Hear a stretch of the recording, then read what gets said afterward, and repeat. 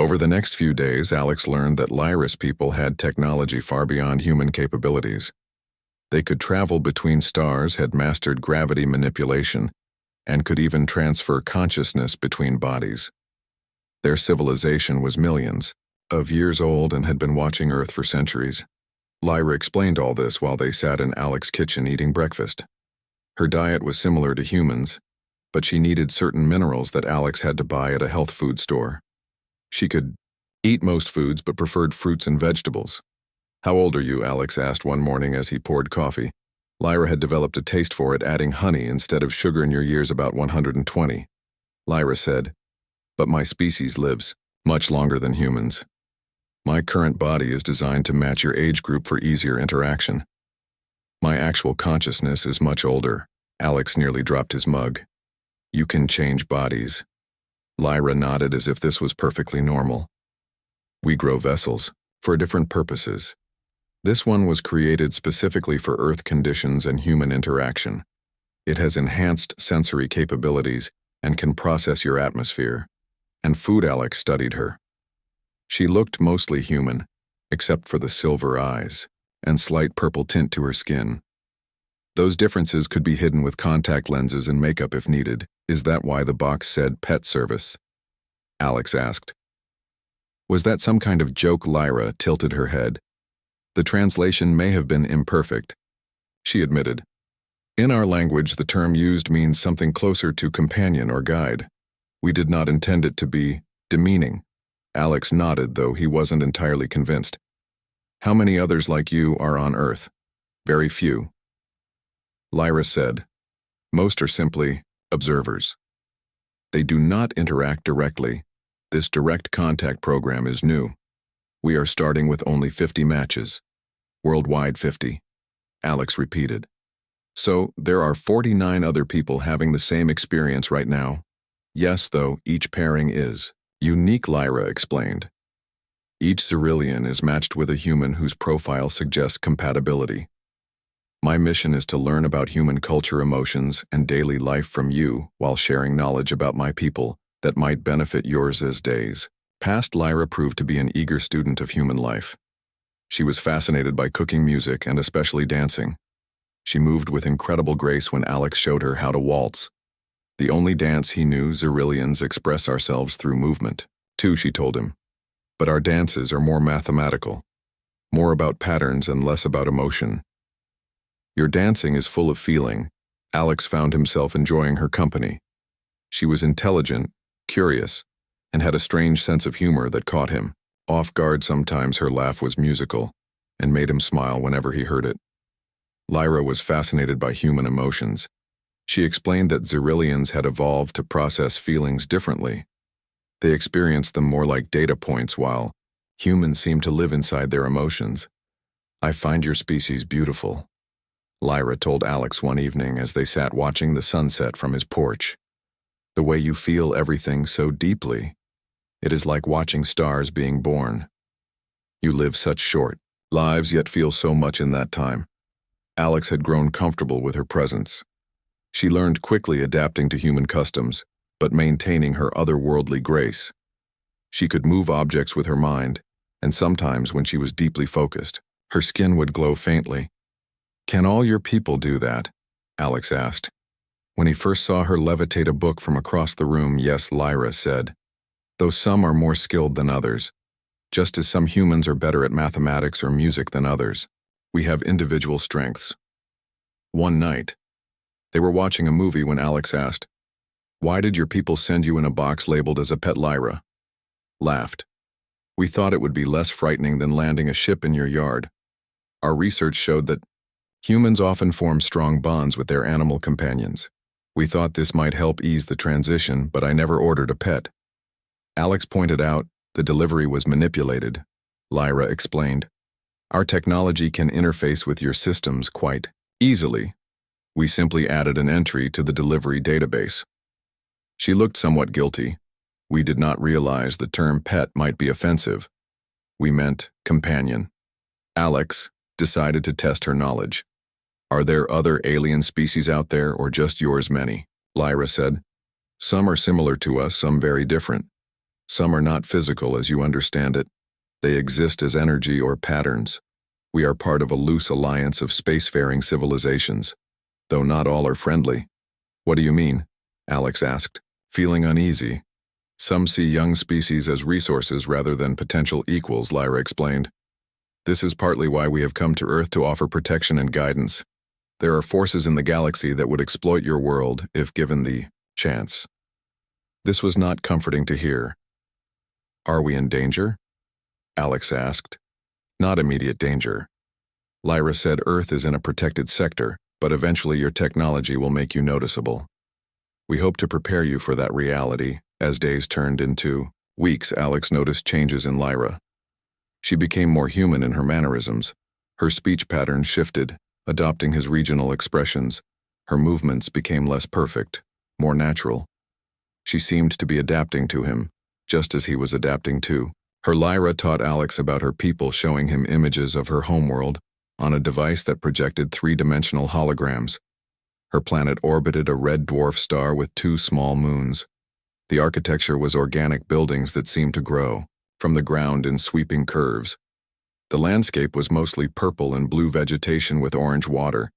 It looks like a fantasy world, Alex said.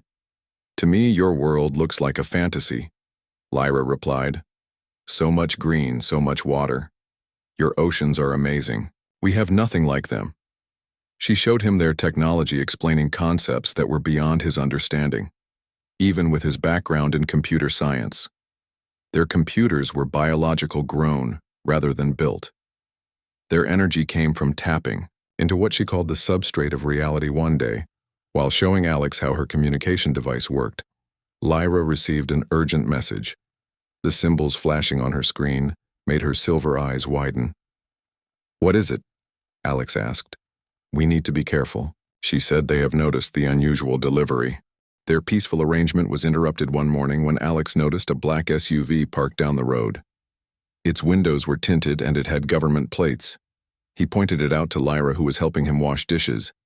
They have been watching for 2 days, she said calmly. You knew? Alex asked, feeling betrayed. Why didn't you tell me? I did not want to worry you. Lyra replied. They have not approached yet. They are simply observing. She put down the plate she was drying. We should prepare for the possibility they will come soon. Who are they? Alex asked. Your government. Lyra said. They monitor unusual deliveries and energy signatures. My arrival triggered some alerts, though our technology usually prevents detection. Something went wrong. Alex peered through the blinds at the vehicle. How did they find us? Someone may have reported the strange delivery with its alien markings, she explained. Or they detected the energy when my transport box self-destructed. We try to be careful, but your military has better technology than most humans realize. What do we do? Alex asked. We have options, Lyra said. We can try to explain. I can hide, or we can leave. Leave to where? My people can extract us, but we would need to reach higher ground away from buildings and power lines, Lyra explained. She touched a bracelet on her wrist that Alex had assumed was jewelry. This can signal for pickup but needs clear sky access. Alex paced the kitchen. This is crazy, he said. A month ago, my biggest worry was meeting project deadlines. Now I'm hiding from the government with an alien. Lyra smiled. You must admit your life is more interesting now, despite his anxiety. Alex laughed. She was right about that. His life had changed completely since she arrived. He had learned more in weeks than in years before. Everything seemed more vibrant, more meaningful. The next morning, 2 men in suits knocked on Alex's door. Lyra quickly moved to the back of the house, staying out of sight. Can I help you? Alex asked, trying to appear casual. Good morning, sir, one of the men said, showing a badge. Homeland Security. We have some questions about a delivery you received last month. Alex feigned confusion. I get lots of deliveries. I work from home. This would have been an unusual one, sir. The second man said, a large container about this tall. He indicated with his hand. Something that might have made strange noises. Or lights. Alex shook his head. Nothing like that. Sorry. You must have the wrong address. The men exchanged glances. We have satellite imagery of the delivery truck, sir, and unusual energy readings from this location. The first man said, "May we come in?" before Alex could answer. Lyra appeared behind him. "I believe they are referring to me," she said. Her appearance had changed. Her skin now looked completely human. Her eyes were blue instead of silver, and her hair was blonde instead of shifting colors. She looked like a normal human woman. The men stared at her. "Who are you?" the first one asked. "Lily Mason, Alex's cousin," she said smoothly. "I'm visiting from out of town." She held out her hand to shake theirs. The agent took it hesitantly. The agents looked confused but introduced themselves. Agent Carter and Agent Phillips from Homeland Security. The delivery we tracked was quite large. Agent Carter said, looking Lyra up and down. "Oh, that was my new treadmill," Lyra said with a convincing laugh. "It's in the garage. Alex helped me assemble it. I'm staying for a few months and needed my exercise equipment. May we see it?" Agent Phillips asked. Alex tensed, but Lyra nodded. "Sure, this way." She led them through the house to the garage where remarkably a treadmill stood. Alex had never seen it before and knew it had not been there that morning. The agents examined it, finding nothing suspicious. They asked a few more questions about where Alex worked, his background. When had his cousin arrived? How long was she staying? They seemed satisfied with the answers. After they left, Alex turned to Lyra in amazement. "The treadmill. How did you do that? And your appearance. Simple illusion," she explained, touching her bracelet. "The treadmill isn't real, just a projection that their instruments will register as solid. The change in my appearance is a camouflage feature of this body. It can alter pigmentation and structure to some degree." That night Alex couldn't sleep. He kept thinking about the agents and whether they would return. Lyra sat with him in the living room, sensing his worry. "They may come back," she said. They were not fully convinced. "But we have time to plan." Alex looked at her. "What happens now?" "We have choices," Lyra explained. "I can continue my mission here, but it becomes more dangerous. They will watch more closely. Or, what or? You can come with me," Lyra said softly. "See my world. Meet my people." Alex stared at her. "Leave Earth, it would be temporary." Lyra said, "You could return if you wished." Many humans would welcome such an opportunity. Alex thought about it. His job, his house, his few friends. What would he be leaving behind? And what might he discover? "What would happen to me there?" he asked. "You would be honored," Lyra said. "The first human to visit Zerilia officially. You would learn things no human has ever known." She reached for his hand. "You would be safe."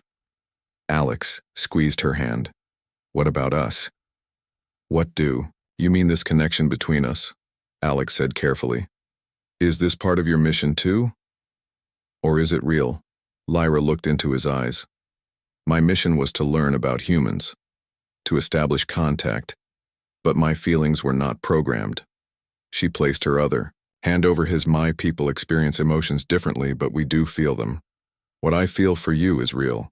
The next day, while Alex was working, he received an urgent message from Lyra, who was in the backyard. "Go to the window," she wrote. "Look at the road." Alex went to look and saw 3 black SUVs approaching slowly. They turned into his driveway. Lyra appeared beside him. "They found something," she said. "We need to leave now. Do you have anything important you need to bring?" Alex grabbed his laptop. A photo of his parents and a small bag of clothes. Lyra took his hand and led him out the back door, just as knocking started at the front. "We need to reach the forest," she said. "The trees will give us cover." They ran across the backyard and into the woods behind Alex's house. They could hear shouting behind them as agents discovered they were gone. Alex looked back once to see men in tactical gear entering his home. "I'm sorry," Lyra said as they ran deeper into the forest. "This is my fault." Alex shook his head. "You warned me this might happen." They hiked through the woods for hours, moving uphill away from town. Lyra seemed to know exactly where to go, navigating without hesitation. The forest grew denser as they climbed. "Where are we going?" Alex asked, as they rested beside a stream. "There is a clearing at the top of this ridge," Lyra said. "It will give us the best chance for extraction." As the sun began to set, they reached the clearing. Lyra activated her bracelet, which began to pulse with blue light. She looked at Alex. "We have minutes before they track this signal." She said, "Are you certain you want to come with me? You can still go back." "Explain that." "I manipulated you." Alex looked back toward town, then at Lyra. He thought about his quiet, predictable life and what lay beyond the stars. "Why me?" he asked again. "Why did you really choose me?" Lyra smiled. "Because your species has something we lost long ago. Hope, passion, wonder. We need those qualities as much as you need our technology. And you, Alex Mason, have those qualities in abundance." Above them, the sky began to shimmer. A circle of clouds formed, spinning slowly as they watched the clouds parted, revealing a patch of night sky that seemed deeper than the surrounding darkness. Lyra held up her bracelet, which pulsed brighter in response to the phenomenon overhead. "They will be here soon," she said. "What will happen?" Alex asked, watching the strange vortex forming above them. "Will there be a ship?" "Not exactly," Lyra explained. "It's more of a gateway, a fold in space." She looked at him, seriously. "The transition can be disorienting for those not used to it. You may feel strange sensations." In the distance they heard shouting and saw flashlight beams moving through the trees.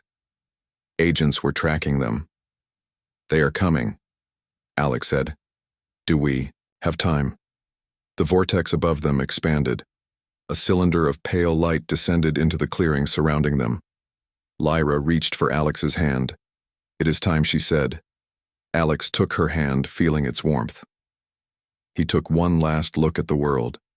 He knew the trees, the night sky, the distant lights of the town where he had lived his quiet life. The light grew brighter. Alex felt a strange sensation, as if his body was becoming lighter. His feet no longer seemed to touch the ground. Lyra held his hand tightly, her silver eyes now fully visible again as her human disguise faded. "We are being pulled up," Lyra explained. "Think of it as an elevator between worlds." Alex looked down and saw the clearing growing smaller. They were rising through the cylinder of light. The forest, the approaching agents, everything became tiny below them.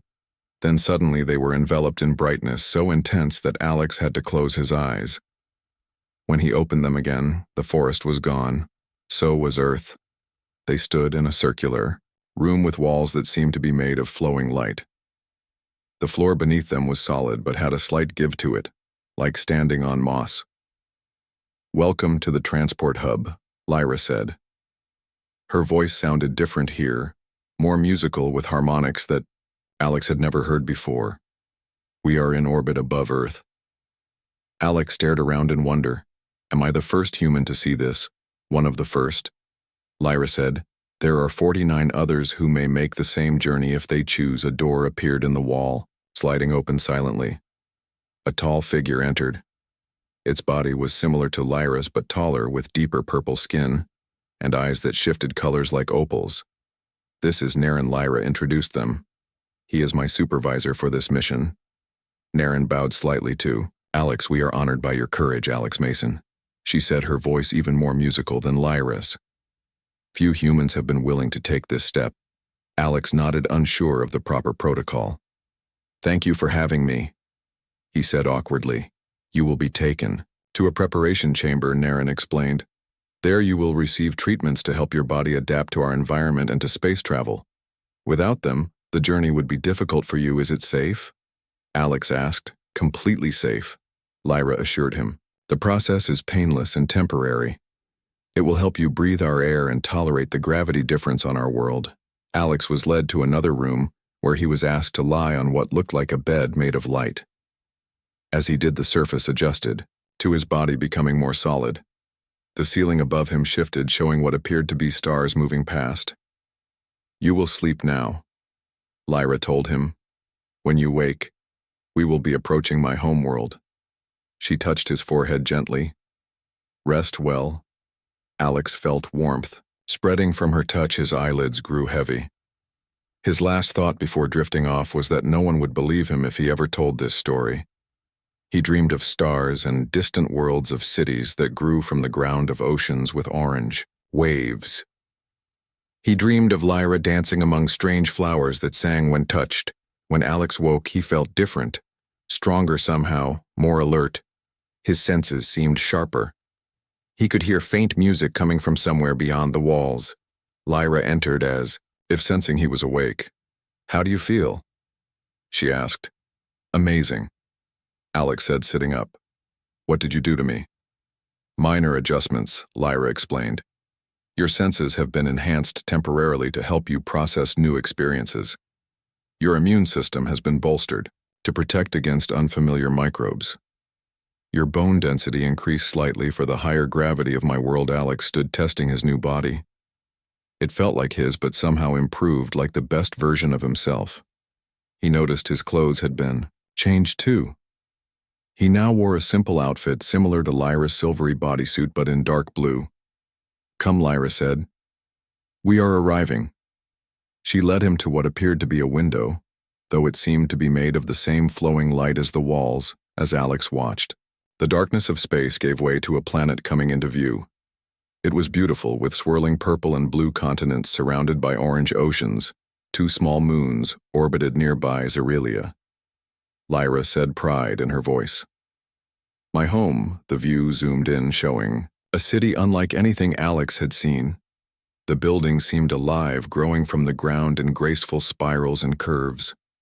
Roads flowed between them like rivers of light. Flying vehicles moved in complex patterns overhead. "That is Elysia," Lyra explained. "Our capital city. We will land there." Alex watched in awe as they descended toward the alien city. From above, it looked like an enormous flower with buildings spreading out from a central point. In the center stood a massive structure that spiraled upward, catching the light of the red sun and breaking it into countless colors. As they landed, Alex felt a slight shift in gravity. Everything seemed a bit heavier, but his enhanced body adjusted quickly. Lyra led him through corridors that opened before them and closed after they passed. No doors or controls were visible. The ship itself seemed to anticipate their movements. They emerged onto a platform overlooking the city. The air was different, sweeter, with hints of spice. The red sunlight bathed everything in a warm glow. Despite the alien nature of the place, Alex felt strangely comfortable, as if the city welcomed him. A group of Zerilians waited nearby. Some looked similar to Lyra. Others were taller or had different colored skin. They all had the same graceful movements and melodic voices. They bowed as Alex approached. "These are the members of our contact committee," Lyra explained. "They oversee all interactions with other worlds." One stepped forward. Her skin was pale blue, her eyes deep green. "Welcome, Alex Mason," she said. "I am Vela, lead coordinator for Earth Relations. Your presence honors us." Alex bowed in return, unsure of the custom. "Thank you for having me," he said. The same phrase he had used with Naren seemed inadequate now, but he didn't know what else to say. "You must have many questions," Vela said. "We will answer them in time. But first, you should rest and adjust to our world. Lyra will continue as your guide." As they left the landing platform, Lyra led Alex through. The city people stopped to watch him with curious eyes, but no one approached. Some smiled or nodded in greeting.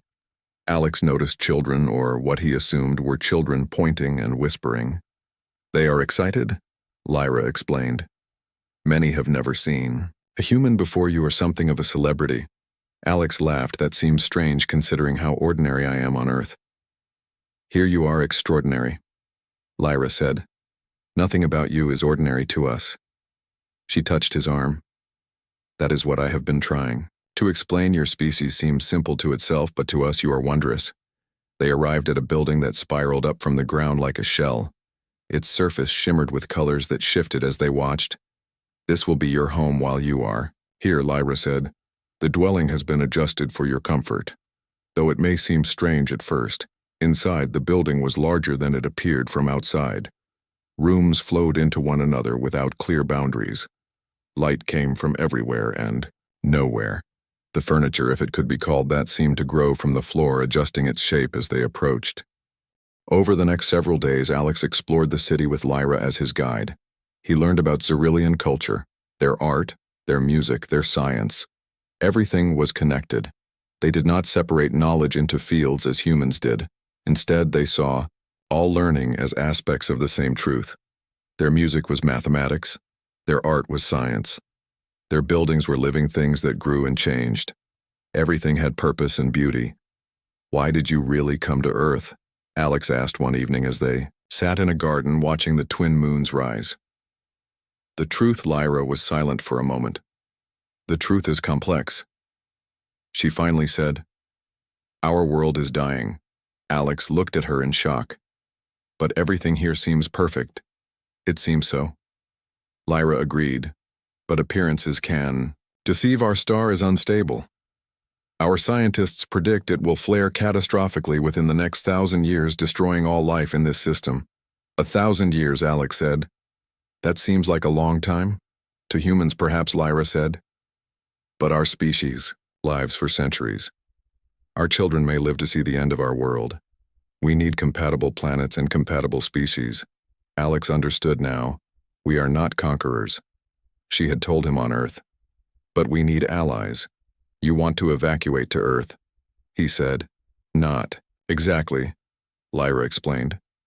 "We hope to share technology that would allow both our species to survive. We can help you solve your environmental crisis, reverse climate change, and resource scarcity. In return, we ask for sanctuary for some of our people. Not all, just enough to preserve our culture, our knowledge." "How many?" Alex asked. "Perhaps 10,000, Lyra said. "Among billions of humans, we would barely be noticed, and we would contribute greatly to your advancement." Alex thought about it. It seemed reasonable. But he knew how humans reacted to perceived threats to their way of life. They would see an alien presence as exactly that. "No matter how beneficial, your leaders fear us," Lyra said, reading his expression. "They think we want to conquer when we only wish to coexist."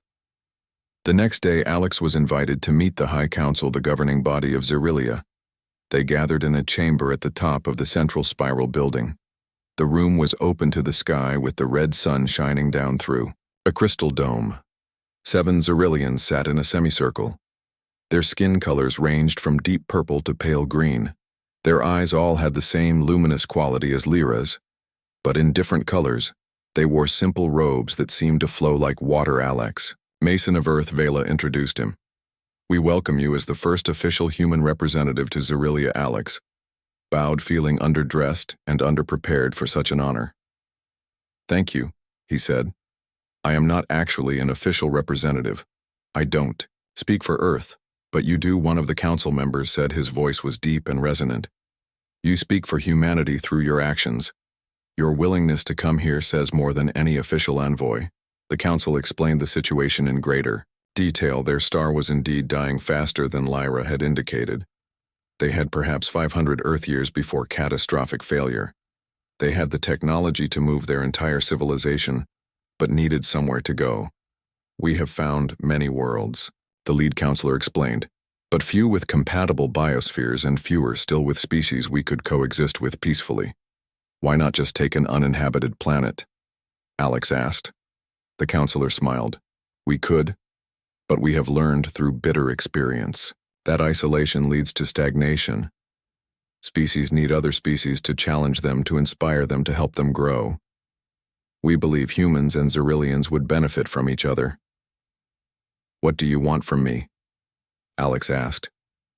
"I have no authority. We want you to be a bridge," the counselor said.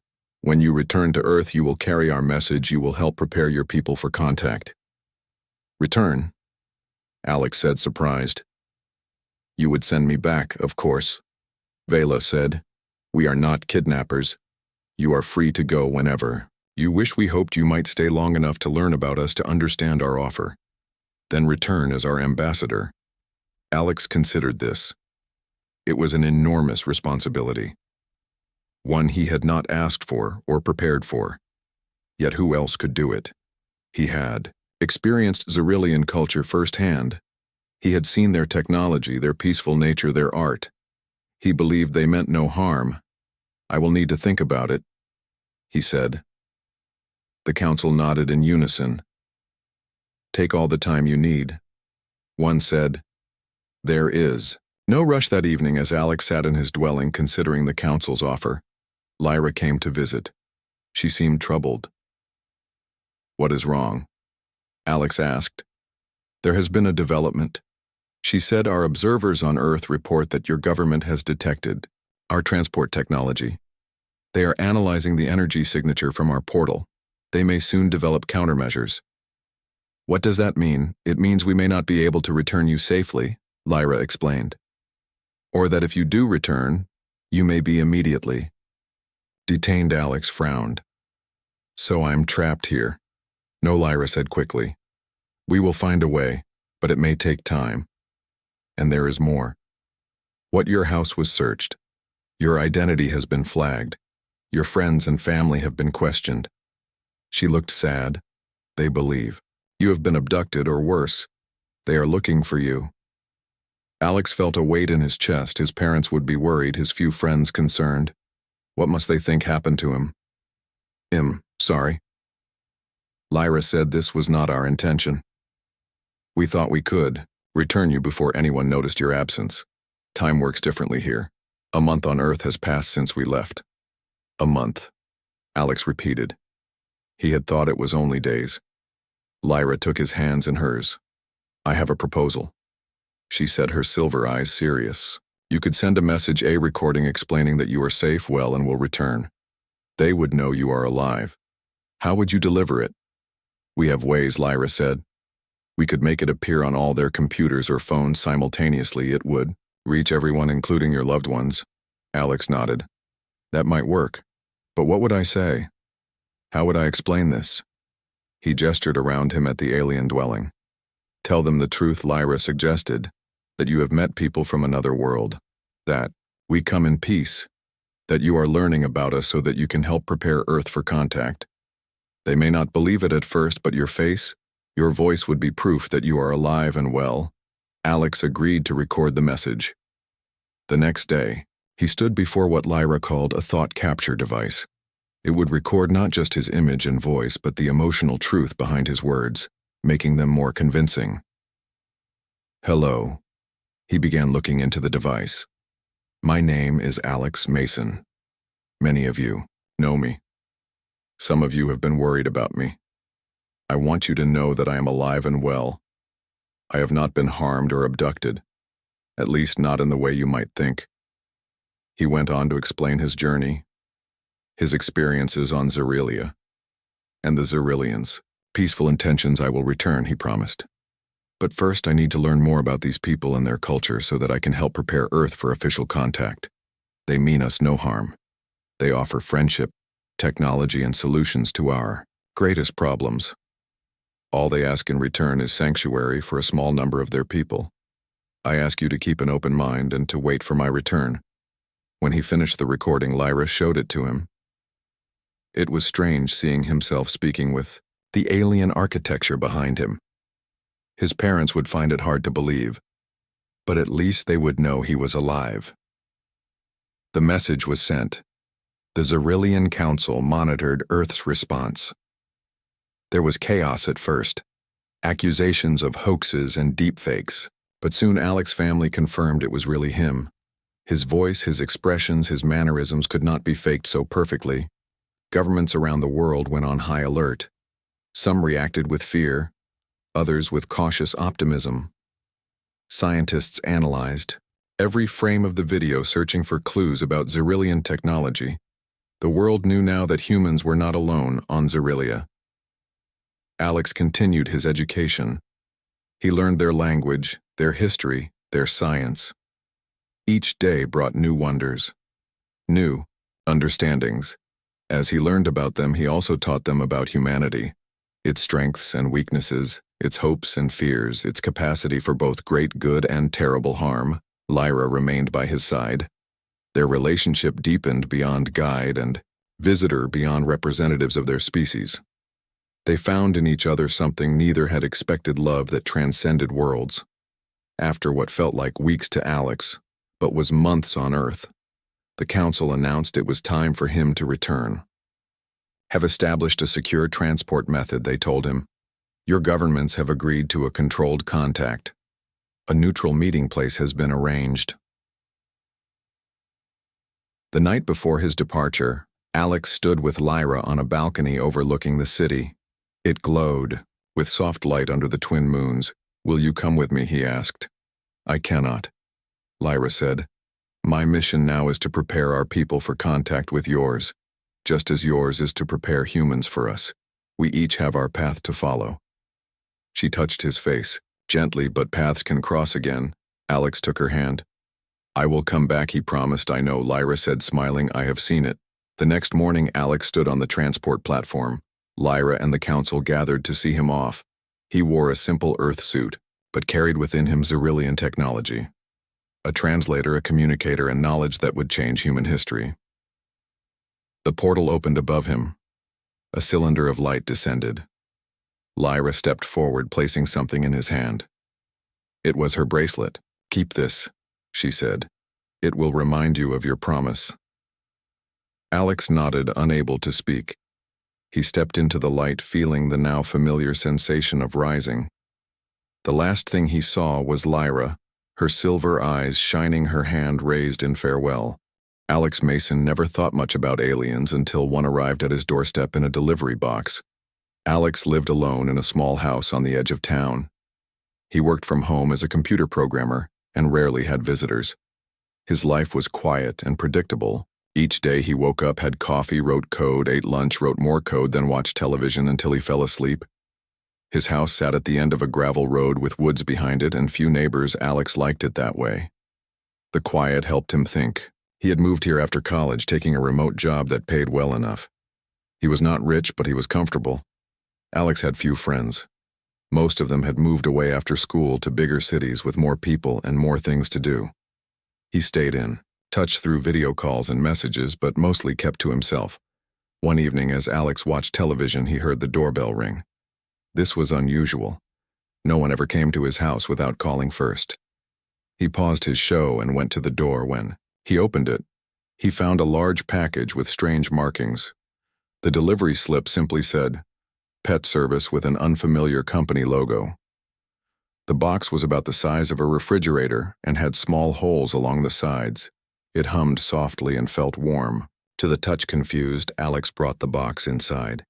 He had never ordered a pet.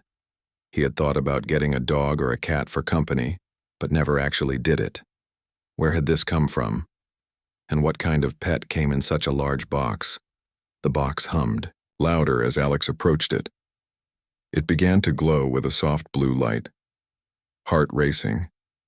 He carefully read the instructions printed on the side. They were written in English, but with strange phrasing.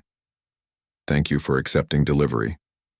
The note read, Please, open in well-ventilated area. Allow subject to adjust to environment. Do not be alarmed, subject, Alex thought. That was a strange way to refer to a pet, with careful movements.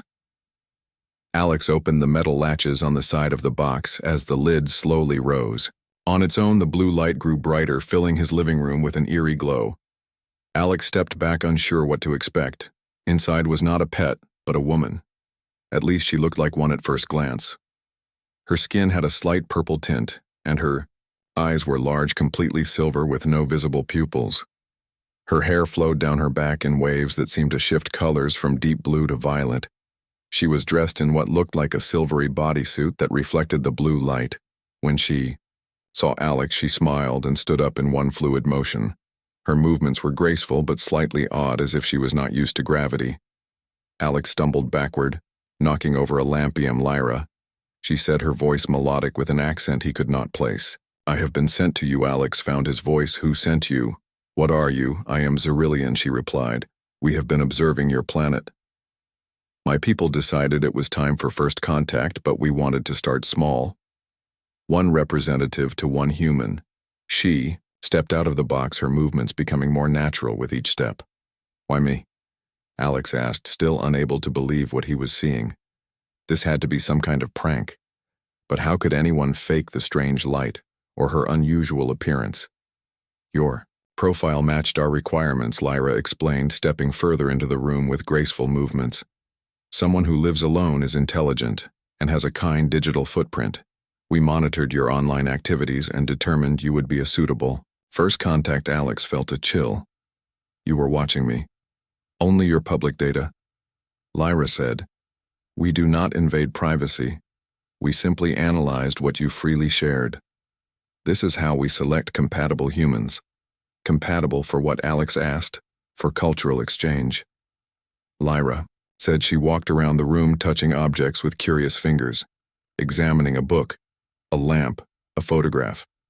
Your species is at a crucial point in development. You have technology but have not yet mastered it. You have knowledge but still fight over resources. You are capable of great things but also great destruction.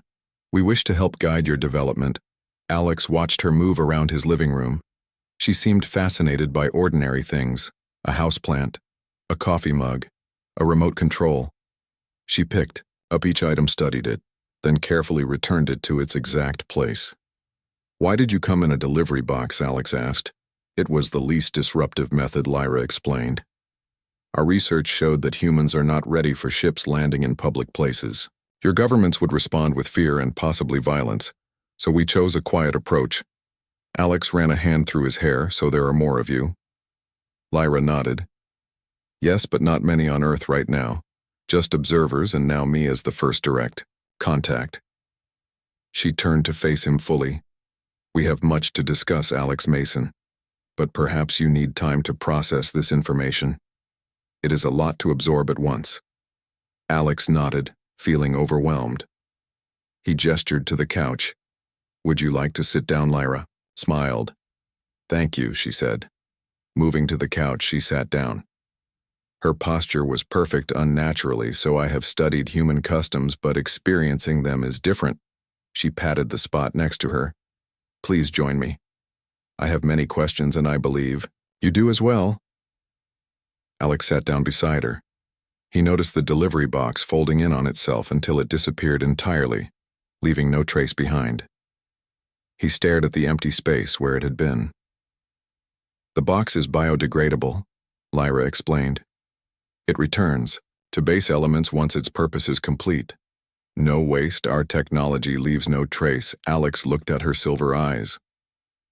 I must be dreaming, he said. Lyra reached out and gently touched his hand. Her skin was warm, slightly warmer than a human. Not a dream, she said. I am very real, and I am here to learn about you just as you will learn about me.